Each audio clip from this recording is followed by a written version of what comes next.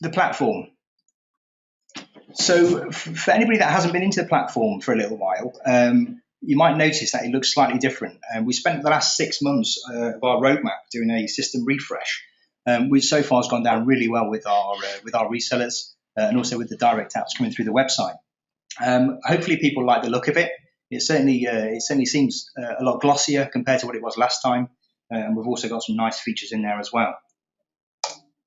Now, within the platform, you also with a premium and a pro platform, that is, you also get your own branded preview app. Something that I've been mentioning to a lot of the resellers that have been signing up is to really utilize that preview app. Actually, not enough people are using it to its full extent, I believe. It's a great tool for being able to develop apps for customers, allow them to be able to send out push notifications while they're on the move, so they haven't got to log into any platform. A really, really good tool. Build some apps for people that you're going to meet, and then show them an app before they've even thought about buying one, which I think is a real good selling tool. We've got a whole bunch of sales and marketing collateral within the platform already. For those that don't know, we have things like sales invoices, apps terms and conditions, non-disclosure agreements, a whole bunch of things for you to use. But also, we've also got a whole bunch of demo apps as well that we've created on the platform. Some of them have been created by our resellers, so we can't share those ones. But we do have restaurants, takeaways, beauty salons, all of which has got an app code. A whole bunch of business templates in the platform as well. So as you go into the platform now, you'll notice that there's a few options. And you also have the ability to select a whole bunch of templates. Again, takeaways, restaurants, coffee shops are the most common ones. And also the ability to create your own template. So if something there doesn't suit your requirements, you can simply select blank template, create your own template, and then you can also clone that one as well. So if you decide you want to use it further down the line, you can then utilize that in the same sector and just skinning what you've done previously, shortening down the work.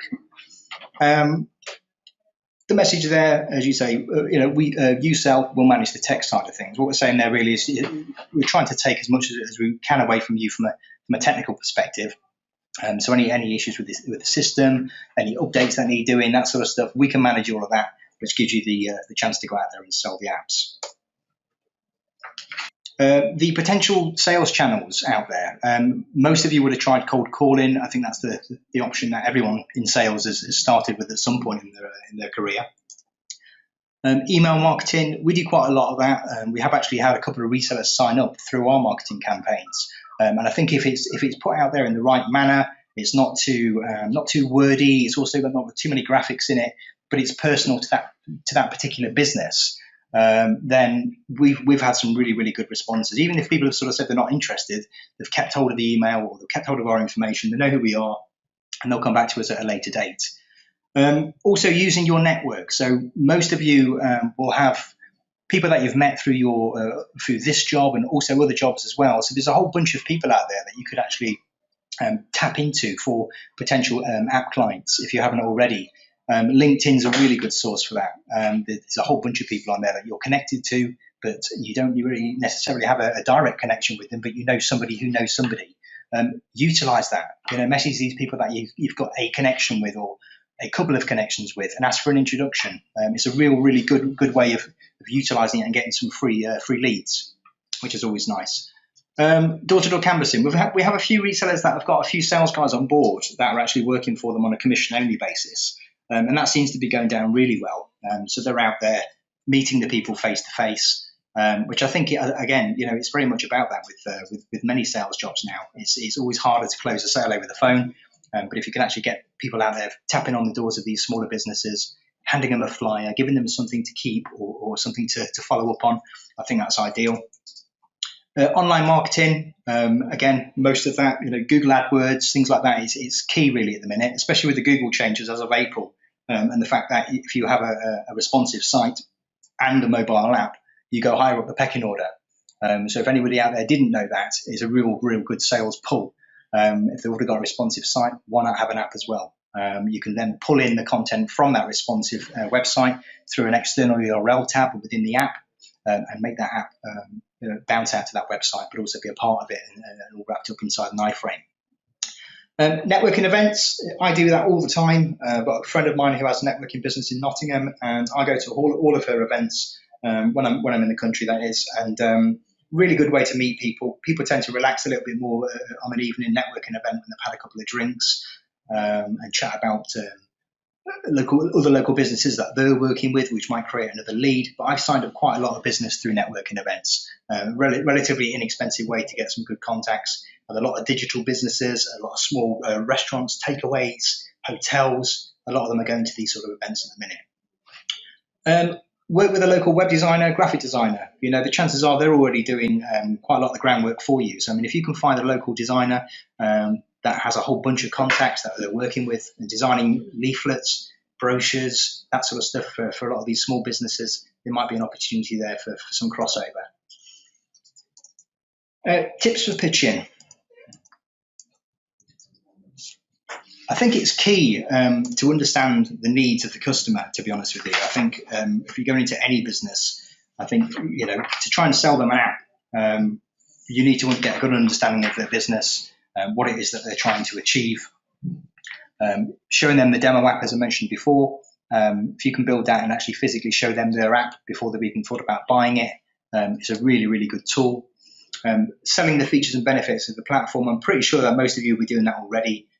You know how good the platform is. You know what an app can do for these smaller businesses. So it's really about just getting that home, really.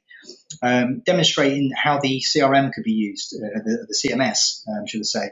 So actually physically taking a laptop out with you and showing them how they can build their app, but how you build their app, but also how they can manage it internally, to whether that be send out push notifications, whether that to be adding in loyalty schemes and sending those out to all of the clients that they have. And basically helping them market their app as well. We had a coffee shop actually that I was talking to. They came up with a really good idea, and that was to incentivize their staff on who could basically push and get as many app downloads within the business as they could. And because you can because you can wrap all that content up in the analytics side of the back-end system, you can actually see how many apps are downloaded on a daily basis. So what they was doing is basically setting each team a challenge and seeing how many people could get their customers to download as many apps as they could, be that sharing through friends, the customers in the business. It's a really good way of stretching that app out and getting the most out of it. So helping them market their app, they can either do that internally with a bit of help in hand from yourself and giving them tips and hints like that, or obviously external sources, of course. Explaining the revenue benefits of that, the benefits of having an app, and how much money could be generated through having one, the potential of keeping the customers and the loyal customers and rewarding them, but also attracting new customers as well. And one thing there really to add is that a lot of people don't do it, and I think it's criminal really, is that when you're there and someone's giving you all of these buying signals, if you're not a salesperson, you might not pick up on it, but asking for the sale and a follow-up. What happens next? Where would you like to go from here? Are you interested in having this app? At what point do you think you might need an app? Just basically just trying to close these things as soon as you possibly can. And doing your research. Fail to prepare to fail. Knowing these businesses and knowing your own business and what you can actually do for these customers. Problems versus solutions. Return on investment. And what that is like from a customer's point of view. And also getting your model right, your pricing model. Apps are not expensive. There's a big misconception about apps, that apps are going to cost £6,000, £7,000, £8,000 for an app. They do if you want a bespoke app. But the way that you're pricing yourselves out there, most businesses that we speak to, if they knew that they could have an app for £300, £400, £500, they're more likely to have that than they are if they don't know anything about it. So it's really about just getting out there and letting these customers know that if they do want an app for their small business, there is somebody that can provide that for them. Facts and figures. A lot of you would have seen most of these already, to be honest with you. This is something that's available to you. We can send all that through. So if there's anything specifically that you'd like in that sense, we can get all that across to you. You can use that as part of your own marketing. Knowing what you're offering, I think it's key. So mentioning to these customers that you can provide them with all the technical support that they need, so they don't have to worry about it. All you need from them is the content for their app. And you can put it all together for them. Should they have any problems, should they have any issues, obviously we're here to support you, and you're sitting in the middle. So any clients that have got any issues are going to have to come through you. But hopefully you feel you've got a good marketing team behind you here at mobile loyalty. If you don't know about that already, there's also 3 sections now to the mobile loyalty within the CMS. So whereas previously you had the QR codes and the check-ins, you now have the same thing, but on top of that, you also have coupons, which you can use. We listen to our customers, we take on board what they say, and as part of the refresh, we decided that it was a good idea to add in a coupon.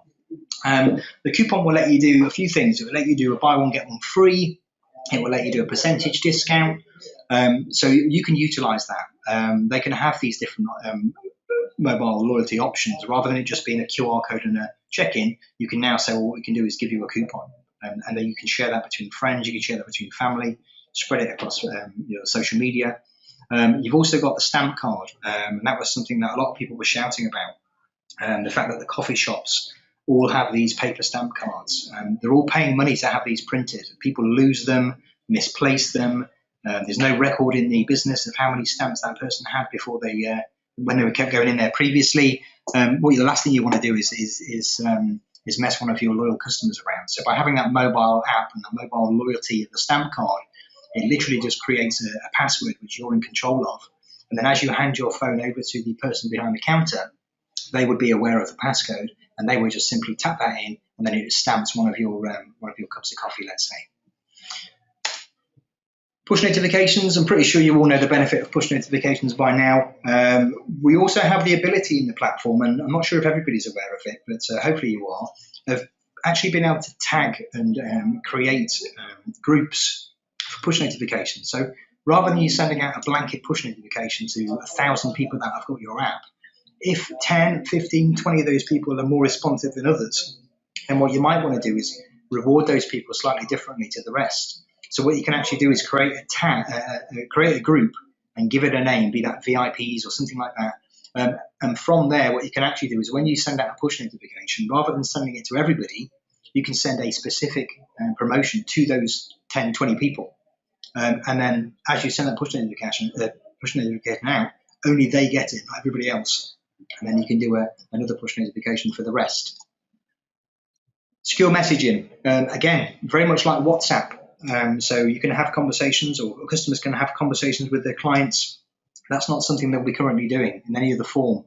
That's not a facility that's available through a website. That's not a facility that's available through email. Secure messaging, it comes through in the form of a message, just like a WhatsApp. And in the back-end CRM, it will show you a list and a history of all of those messages that you had with your client, so you can keep track of those conversations. And the CRM itself, very important to have that in there, very important to share that knowledge with your clients about having that CRM in the back end, just so they can keep track of everything. I mean, if you're a takeaway, it'd be absolutely ideal for them to be able to pull up a list there of that particular month, how much money they've taken through the app, what those orders were, who's the top customer. All of that stuff can be fed back to them, which is key. Common objections that you'll all face: apps cost too much. Well, hopefully we've got over that barrier now. Already have a mobile site. This is going to be giving them an offline presence as well as an online presence. And people are more responsive to apps. They tend to purchase a lot quicker through apps. Don't have the tech skills to manage the app. Well, I mean, that's again an opportunity for you there to be able to step in and say, right, well, we can charge you this much per month, and we can actually do all of that management of the app for you. So we can send out your push notifications. We can send out a marketing campaign to get people to download your app. It gives you an opportunity at that point then to maybe change your pricing structure to suit that. And no one uses apps. You'll get these objections all the time. And until a business has an app and they can see what it can do for them, a lot of them are going to feel the same. So it's all about gaining your knowledge from the platform, gaining your knowledge from us as a company, doing your own research as well as out there. You know, there's lots of information about selling apps online. We're here to help at the end of the day, but if there's anything you can also do to help yourself in the meantime, then there's plenty of resource out there. And we try and put as much of that together as we can to do presentations like this and webinars like this to try and give you guys as much knowledge as we can do. And they already send emails. I mean, emails have got a 4% read rate. You know, the 97% read rate for push notifications. So that's that objection taken care of. And that's it, really, guys. So one question is, how can I help my customers to market their app? So again, like that coffee shop really we mentioned, it's all about instilling the importance of that app into your business, into your staff. Make your staff aware that the importance of sharing that app and what it can do for the business. It's an investment at the end of the day, so they want to see a return on that. So encouraging the staff to share it with their family, with their friends, and as a business, being proactive as well. So printing out the QR codes. You can get these the QR codes now through the system, and you can print them out in different sizes. Leaflets, and various other things. There's no point having them all reprinted just to put a QR code on. Send those to a local printer, get them printed in a sticker form, and just stick them onto these menus. And hopefully that should help generate a bit more interest in the app itself. Do you have any more questions, Alana? Yeah. Can you give some suggestions on how to get your foot in the door for the first time with a new customer? Yeah. I would basically be approaching this customer, asking them what they're currently doing at the minute in terms of marketing their business. Ask them if they have a mobile phone themselves. Do they use app? Do they use apps? Do they use Facebook? Do they use Twitter? Most people nowadays, you go on any public transport, everyone's got a phone in their hand, and most of them have got their head down reading that phone. So the importance of mobile technology in businesses and just in life now is taking over. So in order to get your foot in the door, maybe you suggest that you've been speaking with a couple of other businesses around that area, and there's lots of interest in apps at the minute, and you've got a great opportunity that you'd like to come in and explore. You've already created an app for them as a demo, and you might come in and present that to them. Most businesses nowadays, if somebody had already gone to the effort of creating that app, obviously price is going to come into it, don't get me wrong, and I think you've got to get your pricing right. But I think if most people will be intrigued to see what their app would look like, I think so. If you can go in there with a demo app and physically show them it, as I say, before they've even bought it, and I think certainly one way to get your foot in the door for sure. And finally, how do you prepare yourself for objections? I think I look at the scenarios that I'm faced with, to be honest with you, and look at what the possible outcomes are with that. So if somebody, previously actually, I've had a whole bunch of people come to me and say, well, I can get a cheaper platform from elsewhere. So what I did there was I did my research and I looked at what some of our other solution providers were offering in terms of price and platform, and then sitting down and doing a like for like with ours. And every product out there has got its benefits. We've got some competitors overseas and they're doing great things, and they have a great product too. But I think one of the key objections that I was able to overcome was, why should I go with you rather than anybody else? And I think the key with that one is the people you've got driving the company. The staff you've got here are all passionate about what they do. Hopefully that comes across when you're talking to them on the intercom, and also from a support point of view as well. And that helps me overcome the objections, because for me, if you're looking at getting a platform at the minute and you're looking to invest in selling apps, there's only one option really. And do you find that customer testimonials are effective? I do actually, yeah. There's quite a lot of successful stories out there that we can share with you in terms of takeaways that have adopted an app, and they've seen 110, 120% increase in the amount of business from when they had a website to actually when they've had an app. As most of you know already, you've got the likes of Just Eat out there, and Hungry House and a few others. The reason why all of those are doing so well is the fact that people can order things at the drop of a hat. So any business that's out there that has had that same thing happen to them in terms of they've got an app, and then 6 months they've turned over way more than they ever thought they would. It's all about keeping in touch with those customers, finding out how it's going, and off the back of that would then create a success story. And most people would take that on board. If that's sitting on your website or that's part of your campaigns, people will look up and take notice of that particular campaign for sure. And no more questions. I think that's everyone's questions answered. Obviously, if you've got any more, then by all means, feel free to send them through. As I say, we're going to send you this webinar through and the script. So we'll send you everything through. So you've got a whole bunch of stuff there. And fingers crossed, as I say, it was worth spending a bit of time with us that we have this afternoon. I really appreciate you taking time out of your day to do this, and hopefully it's been beneficial.